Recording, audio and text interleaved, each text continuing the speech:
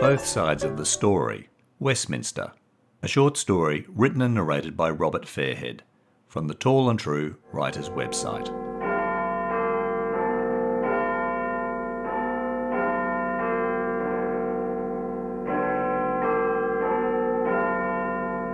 Westminster, England, 1993. Madam Speaker, Baxter groaned and lifted the pen. He stuck the end in his mouth and sucked on it, searching for a better opening line. He crossed out the first words and started again. Madam Speaker, His pen froze again. Damn it, he cursed under his breath. Why won't the words flow? Baxter turned the pen on its side and stared fondly at the inscription. Oxford, 1965. So many years ago, so many memories, yet it seemed like only yesterday. Come along, Baxter, he chided himself aloud. Focus on the task at hand. He moved to cross out the opening line again, then tore the page from the pad, screwed it into a ball, and tossed it into the waste paper basket with his other failed attempts. Writer's block. Baxter shook his head. Who would have thought that he should suffer such a common affliction? He rose to his feet and began pacing the office. Perhaps movement would shake up the creative juices. Madam Speaker, there... Baxter paused by the window and gazed out at the glimpses of Big Ben and the towers of Westminster. It'll be spring soon, he reflected. The parks and gardens will bloom with daffodils, tulips and crocuses, and the gloomy spirit of the country will lift with the lengthening days and rising temperatures. The public's attention will turn to cricket, Wimbledon, and summer holidays. Oh, why couldn't this have waited until the summer? Reluctantly, Baxter moved away from the window and returned to his desk. There have been rumours, scurrilous rumours, echoing within the corridors of Westminster, to the effect that Baxter lifted his pen again. His rising reputation in the House was for sharp, witty rebuttals and put-downs of the other side, and for off-the-cuff interviews which navigated safe passage through the minefields laid by journalists. Baxter looked at the inscription on his pen once more and smiled. Even back in his debating days, he hadn't needed to prepare speeches. A gift with words, everyone had said. Baxter's bound to go far. He sighed and lowered the pen back onto the page. To the effect that I have been guilty of an... Oh, it was no good. Baxter tore the page from his pad and threw it in the waste paper basket. He needed the words in his head before putting them on paper. Baxter stood and paced the office again. This time he stopped in front of the portrait photograph of his wife and children. How would they cope with the public humiliation? His eyes lost their focus, and he stared through his family at his reflection in the glass. Not bad for 50. His wife had reassured him the grey around his temples gave him a distinguished air, though Baxter prayed his hairline would halt its rapid retreat. Churchill was bald, he reminded himself, and there were rumours of an affair. Baxter shook the thought from his head and resumed his pacing. He paused by the window again and thought of spring. Spring, spring, sprung, he intoned aloud. From below, Baxter heard cars, cabs and buses snaking their way along London's busy streets.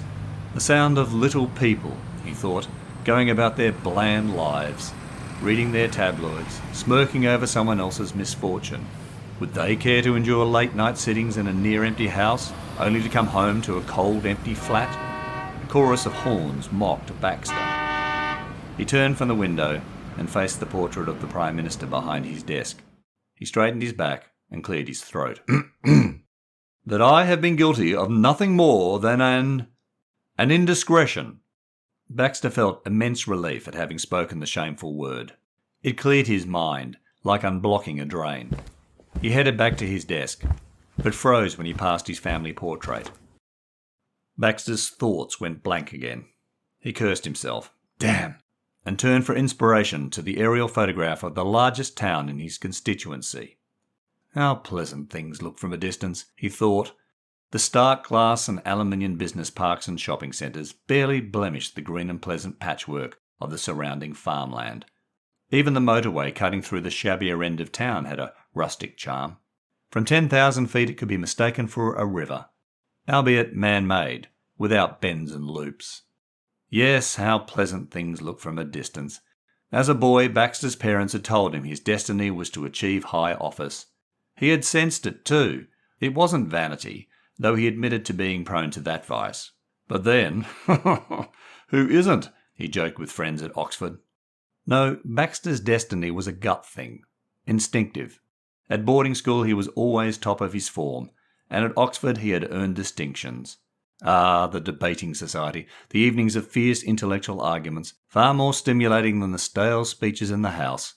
Though we were naive and idealistic back then, Baxter reminded himself with a chuckle. Then after Oxford, a career in the city, a good marriage, a respectable fortune amassed, and now public service. Oh, how close he had come to fulfilling his boyhood promise. His parents would have been so proud.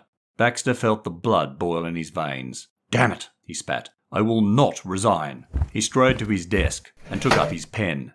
"An indiscretion of sniggering schoolboy interest to the less than honourable members opposite, but which has not affected my duty to the government, my party, nor my constituents."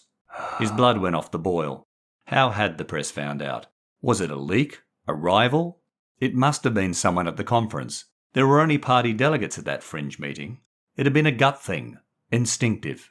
The attraction had been immediate, mutual, and overpowering. And Baxter had succumbed to it, at the conference, and then afterwards, a few times.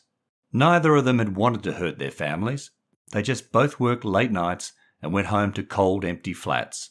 They had been foolish, lonely. Baxter stood and began another circuit of his office. There were so many late nights in the house. Oh, he had worked long, hard hours in the city, but somehow he had always managed to get home to tuck in the children, even if they were sound asleep. And then he would tell his wife of the day's business, though often she would be in bed reading. But they always made time to talk before going to sleep.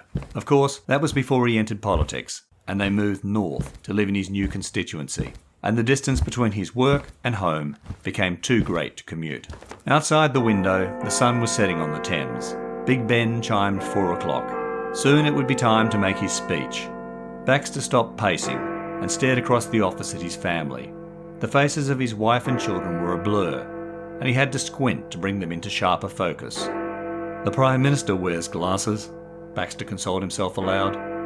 "Bugger."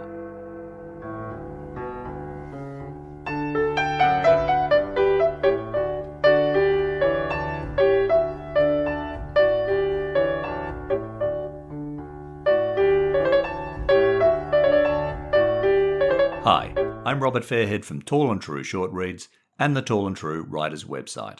In February 1994, I started working on a short story for the Ian St James Awards. It was my third submission to the then annual awards, at the time the UK's biggest fiction prize for unpublished writers, and my entry was inspired by Phil Collins's 1993 hit song, Both Sides of the Story. The news back then was full of items about people for whom the public, including me, had little sympathy. And watching the Both Sides music video on MTV, with its scenes of violence and backstory, I wondered if I could follow Collins's lead and show both sides of a news item, or story, in my writing. I wrote both sides of the story as 4 self-contained vignettes and a 5th piece to tie together and resolve the 5 short stories. Westminster, set in England in 1993, is the first of the vignettes. It deals with the familiar subject matter of infidelity in high places and the consequence of keeping secrets for careers and families. In the earlier introduction episode for both sides of the story, I quoted from my 1994 diary about how some of the scenes developed. They seemed to create their own twists and turns, guiding my fingers over the keyboard, and somehow the endings fell into place, generally when I needed them, as I neared my midnight time limit. And this is what happened when writing the last sentence for Westminster. "The Prime Minister wears glasses," Baxter consoled himself aloud. "Bugger." The British PM when I wrote both sides of the story was the bespectacled John Major. He was considered an unlikely first among equals when Margaret Thatcher resigned in 1990, and despite winning re-election in 1992, Major went on to lose the 1997 UK election in one of the largest defeats in history. In 2002, it was revealed he'd had a 4-year affair with a fellow MP from 1984 to 1988, and a newspaper later claimed that had the affair not been kept secret, Major would not have become PM in 1990. Thanks for listening to this episode of Tall and True Short Reads. You can read all my short stories, blog posts and other writing at tallandtrue.com. The next episode and second vignette from both sides of the story, Bosnia, will be released shortly. In the meantime, please check your podcast feed for other short stories and follow or subscribe to the podcast and rate and review it via your favourite listening app. And finally, please tell your family and friends about Tall and True Short Reads and the Tall and True Writers website.